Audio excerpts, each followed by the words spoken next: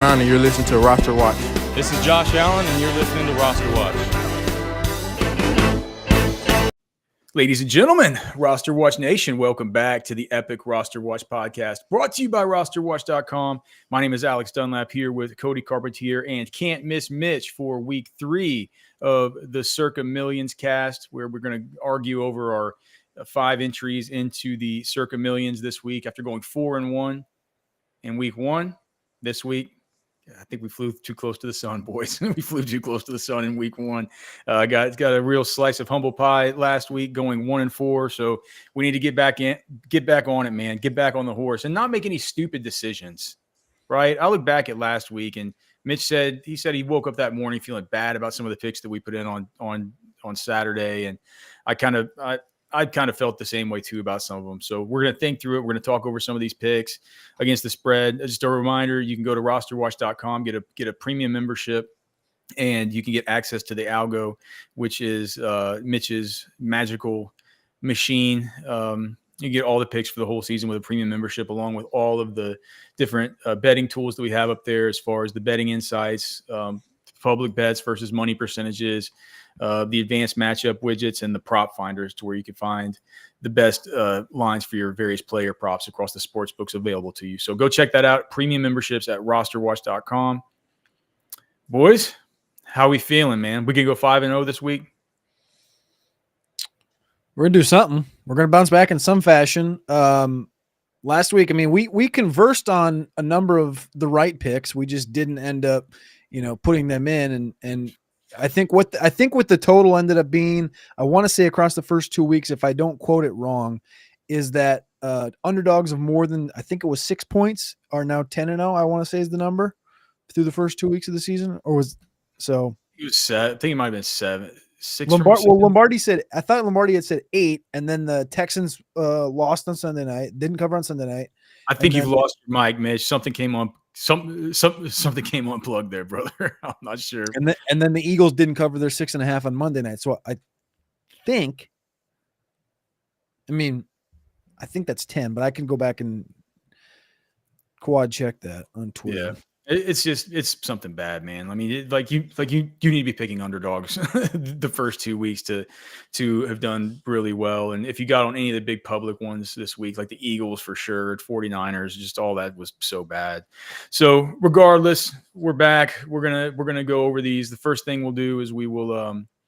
Mitch, is your mic back on? No, so Mitch's mic, it was up for the whole time before the show. If you need to, you can just go through your headphones, Mitch. It doesn't matter. We can hear you. We can hear you fine if you want to do that. Here's the number officially: underdogs of 6 or more points are 8-0 against the spread on the season. Okay, so that you were exactly right. All right. I'll talk about the ones I like the most this week. I got to thinking, look, and this is just so weird. Is it weird for me to think that the Carolina might not be getting credit for getting Andy Dalton in there going against the Raiders? That's something I'm thinking about. I just kind of wanted to throw it out there. 5.5 points seems like a lot, but it is going to Las Vegas. I think Dalton's going to really help out as far as that whole thing's concerned. But the one that just stands out to me the most is I can't believe that Tennessee is 2-point favorites, or in some places 2.5-point favorites at home versus Green Bay. Jordan Love was back at practice today, and I think maybe if that kind of gets out there, I think maybe by the time that the contest lines come out tomorrow, we might not get this line like this, but it almost feels like if we knew Jordan Love was going to play, and we've just seen that. Look, I mean, Cody, you and I, we like Levis. We think that he could eventually be good. He's got some great tools, but the fact of the matter right now is he's not processing very well. He's making some dumb decisions. I know that the Tennessee Titans have been a lot tougher on defense. I looked at the matchup tool. This is the worst matchup for opposing wide receivers and opposing tight ends when you take into account the personnel and just everything we've seen this year via the proprietary algorithm. But I think that they have 4 guys who can hurt you in different ways at the wide receiver position, and L'Jarius Sneed can't be on all of them. And I think that Green Bay is, I was impressed by him last week, even with Malik Willis, the way that they were able to establish the run and play good defense. So to me, I think that just the Tennessee Titans, just due to Levis, he's still at this point in his development, is still just very accident prone. I'm getting points here on Green Bay. To me, and I think the algo likes it. Mitch, is your mic back on? Do we have audio on you yet? I hope so. Okay, so we have audio. We have audio. I think your video might be a tad bit wonky, but we have the audio. So does the algo like Green Bay? It supports Green Bay big time. So I am completely okay after last week, us fading the algo in the Circa 5. I think we can never do that again for the Circa 5. There were certainly points where we should have faded the algo, but bad manager selection, we're not doing that again. So let's definitely back Green Bay here. I'm all for it. I think this is a wild, wild line. Cody, what do you think? I think we have to have the discussion of if we're gonna put this is obviously in the conversation, right? First off, we cannot consider Thursday Night Football if we're going to consider the Packers game, because I think that Packers situation is going to come down to the weekend if we know Love's going to play. So you have to either be good staying away from the New England Jets game. I think across the board, are we good on that game? Does anybody want I think we have to wait till Saturday. I wish we had that Buffalo Bills victory, I believe, cost us a few other games for making irrational decisions. And that's my bad, because I was pushing the Bills hard, which we obviously were correct there. Algo, by the way, last week went 2 out of 3 on primetime. So continuing to deliver on the big stage, unlike, or maybe now, Kirk Cousins. So let's avoid that. Let's give us a few days to think this over. Yeah, I like that. I think that's a good idea, and I think that the discussion has. It depends what this number is going to be, because I think when Circa comes out, whether it's tonight or in the morning, whatever, with their number, I would have to believe they would have some pretty decent intel. I would like the line all the way in favor of, if Green Bay was favored by up to like 2.5, 4.5, like no, Green 2.5. They're 2.5 point dogs. I know, but I'm saying I wouldn't mind. Like, I think I'd like Green Bay. If Jordan Love's playing, I think I'd even like him at minus 2.5. That's what I'm saying. Cody, to your point, I think I'd like him up to 4.5. So to your point, and the way that the algo comes up with the value in the line is relative to the market. The algo's spread is Green Bay should be favored close to 5. So you're right on the button. We got a 24, really 25-20 score. Well, right. Sounds kind of unanimous that the Packers need to be in this conversation. All right. And so as I was looking at the other ones, like I said, I just have this I have this thing about Carolina, but I don't know. I think Las Vegas has looked a little bit better, and I don't want to. I think that the algo doesn't even like Carolina, so I don't love it. But to me, that one feels just a little bit sneaky. And to be honest, guys, at this point in the week, that one was kind of the only one that I was drawn to, except for maybe the Chargers. They're getting 1.5 going to Pittsburgh. I know that. Look, I think that the way that they're playing right now, the Chargers, they're just playing so well in the trenches. They're playing better on defense. They're being opportunistic. I love watching Joe Alt play. I love, Slater and these guys. And I think that if Watt is getting, you go to the stadium fearing Watt, and I feel like, they have the pieces in place on both sides of that offensive line to neutralize their best weapon. And you're getting these points here. That they're going to be prone to. They're always going to be prone to turnovers as long as Fields is starting. I think they're a really well coached team. I think that they came out. They've come out playing well, and this to me feels like just a dogfight of a game that's probably going to be pretty close. And I want the team that's giving me the points. So I'm going to go with the Chargers, but I'm not sure if the algo likes it or if you guys like that. I like the Chargers. We've had the Chargers in conversation the last 2 weeks. You brought them up in week 1. We didn't take it. They covered. I brought them up last week. We didn't take it. They covered. And now they're dogs against the Steelers in Pittsburgh, which, like you just brought up, I think the tackles neutralize the best thing that the Steelers have. I think that they're going to run this football. They're going to be one of the few teams that can run the football against Pittsburgh. And if they don't win it outright, I do think it's going to be right there, like a 1-2 point game. So I like the 1.5 with the Chargers as well. I disagree here. So I'm going to say, yeah, as soon as we jump on the Chargers, they're not going to cover because we should have taken the last 2 weeks. And so I don't personally like them. Pittsburgh at home, this defense is phenomenal. The Chargers haven't been tested at all. They've had cupcake of a schedule. So no thanks. Absolutely not. I don't like this. I like Pittsburgh at home here. This defense is legit, and Herbert hasn't seen anything like that. Harbaugh just hasn't been tested. So let's move on. Cody, I'm interested to hear, is that your 2 plays right there? That's it. Yeah, that's okay. It. All right. Well, I think the first one's in. Like the most conviction is on Green Bay. Like totally. Yep. And let's start to build it, Cody. Yeah, you fade card on the Chargers. It sounds like. Okay, so I had just 3 that came to mind. I kind of shot them over in a text when I saw the lines officially come out this week. So I was drawn to this Washington line at +8 against the Bengals on Monday Night Football. We have a double Monday nighter this week. So Jacksonville and Buffalo and Washington and the Bengals, they kick off. Algo loves prime time. So double primer on Monday plus primetime Sunday night. I actually like Kansas City on Sunday night and I like Washington on Monday. Washington's going to be +7.5 or +8 at the Bengals. And Kansas City is 3 or 3.5 at the Falcons, both on the road. And then the other one that I brought up was Tampa at home, going back home against a rookie. They had a rookie in week 1, Jaden Daniels. Now they get Denver traveling back across country, back into Tampa. That's my highest conviction play is Tampa back at home, 6.5 point favorites against an offensive line that's fine, but not great. They do lose Vita Vea with an MCL sprain, but the way that this offense is humming, Kancey back? What? Is Kancey back? I'm not sure. I'm not gonna die on this injury thing though, because we faded injuries last week and it costed us. Or we went in on injuries with the Bucs and we faded them and missed it. That's fair enough.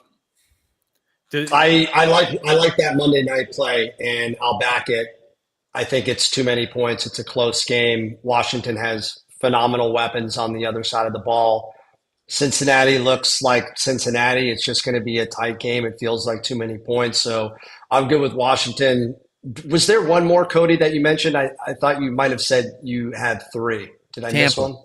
Tampa was my conviction play at home against Denver. They get the rookie and Nick's traveling back cross country. And they really, their only weapon, like Trashman brought it up yesterday, their big weapon right now is literally Josh Reynolds. Cortland Sutton's been kind of locked up. So, I think they get rookie treatment back home Sunday afternoon. I think that's a hammer. The algo has fair market value on this game, so this is just more or less really some qualitative perspective. What we have, which I'll add without any analytics, it just feels like too many points, and Tampa plays a lot of close games that they win. So to me, I think this is probably a 4-point game, but. Yeah, Denver's look real stale. Tampa's defense still looks legit. Bowles is going to confuse the heck out of this rookie, like you mentioned. So I could be I'm a toss-up. Again, fair market value. It just feels like 6.5 is too much. But again, could look at halftime score and say, I wish we would have faded the Broncos. They look like they stink. I can see this one either way too. I am a little bit goosey and scared of these 6.5 and up lines, which just it feels to me it's just scoring kind of being down and passing being down a little bit and stuff like that. But I think but on the other side of the coin, just if I'm just using my brain and just closing my eyes and trying to dude, they're probably gonna wreck Bo Nix.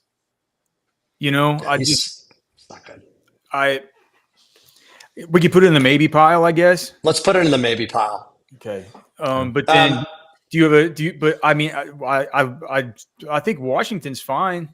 I'm good. I'm good with those. I think Green Bay, Washington so far feel really good. Let me add to that another high conviction by the algo. And I think, when I look at this inter division play between the Rams, who are catching a lot of points at home, 7.5 points. Granted, their biggest playmakers are on the IR, or at least Cup is headed there based on what McVay had to say. But I look at this more on the defensive side of the ball, and I think McVay, if he can exploit what Shanahan and crew are going to do, is just focus on first and second down. You know what they're going to do. They're going to run the ball and make Brock Purdy beat you.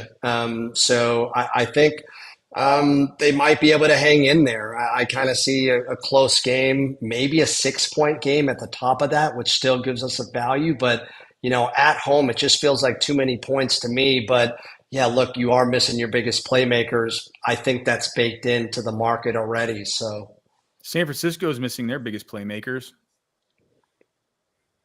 Christian McCaffrey and Deebo Samuel.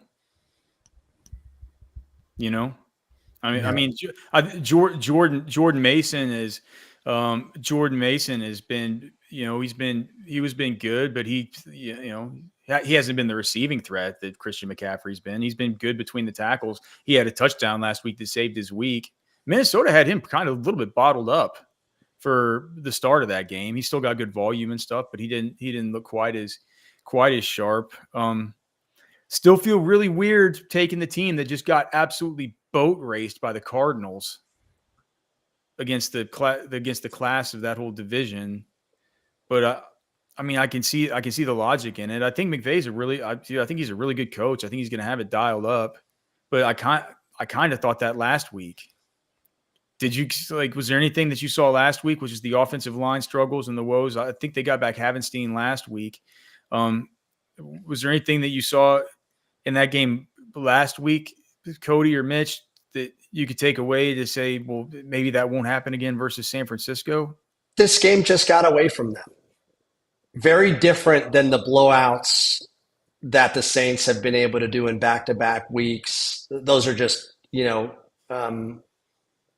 outplayed them fair and square. I think the Rams, that game they got punched in the mouth, and the script that they had wasn't what they expected. They didn't prep for that type of game. And so their entire game plan going in, and that's all coaching, they got derailed. So they had to go to plan C, which there was no plan. We've got to basically throw the ball and be one-dimensional. They had no ability to dictate that game. And so I think McVay is going to take this on him. And I think there's a little, maybe brother rivalry, right? Sibling rivalry, if you will, between Shanahan, kind of the first young head coaches there, interdivision. I just see him responding. I think he's going to take it personal, and he's going to have a better strategy. And you're at home catching 7.5. I mean, I think that's one thing when we look at last week, like, how are we taking, this like road favorites? I mean, would you ever take San Fran minus 7.5? I wouldn't. It was dumb. Yeah. No, I wouldn't. I mean, no. I think losing Debo is a big deal, man. It is. Like, he's a matchup problem. And Ayuk doesn't look normal. What is this with Ayuk? I know in the What do you mean? What's wrong with him? He hasn't practiced. He hasn't done squat. He looks like he's been hanging out with Tony all off season. Oh gosh, that wouldn't be good. All right. Well, I mean, I could be. Can you be talked into the Rams, Cody? Is that like maybe pile with a chance we probably get it in? Or? I like it.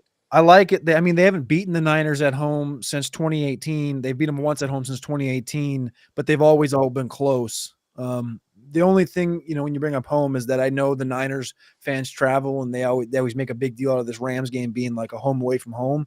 But I think with how banged up these rosters are, I do lean into both defenses. I lean into this thing being pretty low scoring, and 7 in a divisional matchup like this. Like, I just don't see this one going lopsided in either direction, and getting a whole touchdown on the Rams side of it. when I do think there's a chance the Rams could possibly win just because it's a rivalry game and the way it is at home, like, all right, it's out of pocket. I'm fine with it. Yeah, that's fine. I'm fine with it. If Mitch likes it, you like it, I'm fine. We can put it.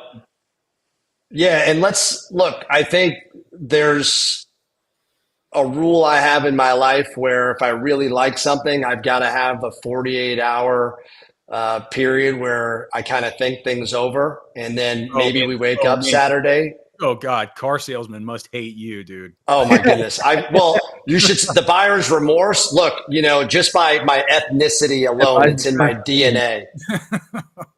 So buyer's remorse is just cooked in there. And I think, we can think about this one. Another one, I really, speaking about the Cardinals and what they did to the Rams to get them out of their game plan, Gannon looks really good. I love what I'm seeing out of this team. They played great D. They played great offense. I think Detroit has been overvalued in my mind, and in back-to-back weeks, I want to fade them. I think, Goff is Goff, and I think this is, another, potential advantage having gone against them when he was at the Rams. I think there's a familiarity, and Goff just hasn't looked himself. St. Brown looks off kilter. I think, again, I love another opportunity to catch points at home. And I think this is an easy win for Arizona. I don't think Detroit is going to be able to go to the West Coast and win this game. I don't think everybody's healthy. They came into this season as one of the top favorites to win the Super Bowl. I think they're overhyped. I don't like it. And my reason is whenever I think about Jared Goff, a lot of people talk about the home road splits and stuff, and I don't believe it's like. I believe it's like dome outdoor splits, and all and so this is a dome. And then the other thing is that I don't like Goff whenever I know he's going to be pressured. Whenever I know that there's going to be a lot of pressure on Jared Goff, I don't like to back him or play him in DFS or anything that week. But Arizona, they can't generate. They're not generating pressure. Like I can see it in the matchup algorithm. Like it's like they're a team that's not projected to hardly pressure him at all. And what's the over under in this game? 52. I mean, it's going to be a back.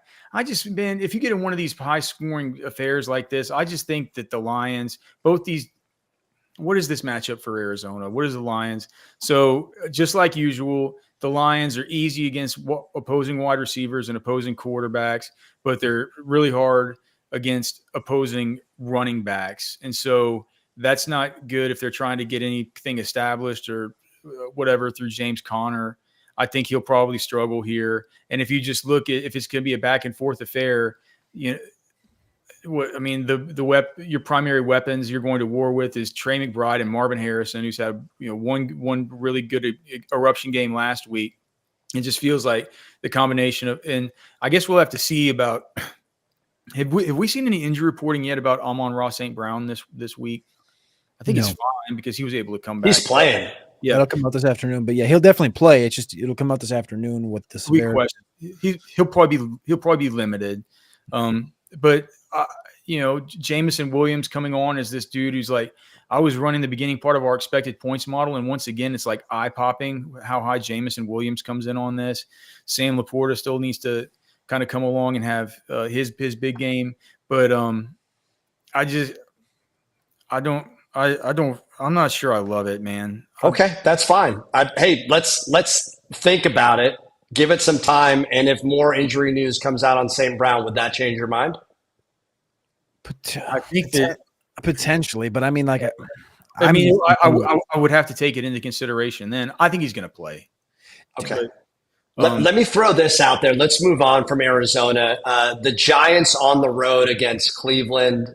I loved Cleveland last week. I threw him in the free 3. I thought there was massive overreaction. And just like we suspected, Jacksonville played down to their competition. They actually had more yards. Cleveland's offense didn't do much. Their defense didn't. The defense did exactly what they were inclined to do on the road, and now they're back home. I think this just feels like too many points. Dable's got to be on the hot seat. You heard one of the beat reporters, I forget who it was, but he said, "Are you concerned about your job?" I would be.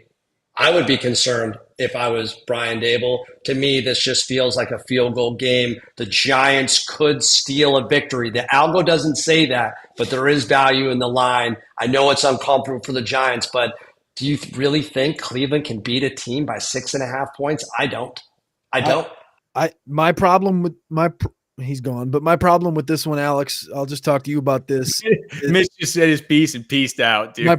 My problem with this one is purely what we know and what we don't know. What we know is that this Cleveland defensive line is disgusting and this Giants offensive line is not great. And the one thing that we know the Giants have is Malik Neighbors, and the one thing we know Cleveland has is Denzel Ward. And those are two matchups that I think innately favor the Cleveland Browns, and it just deters me a bit. And not to say that Browns can't beat somebody by 6, but I just worry about New York even being able to score against Cleveland.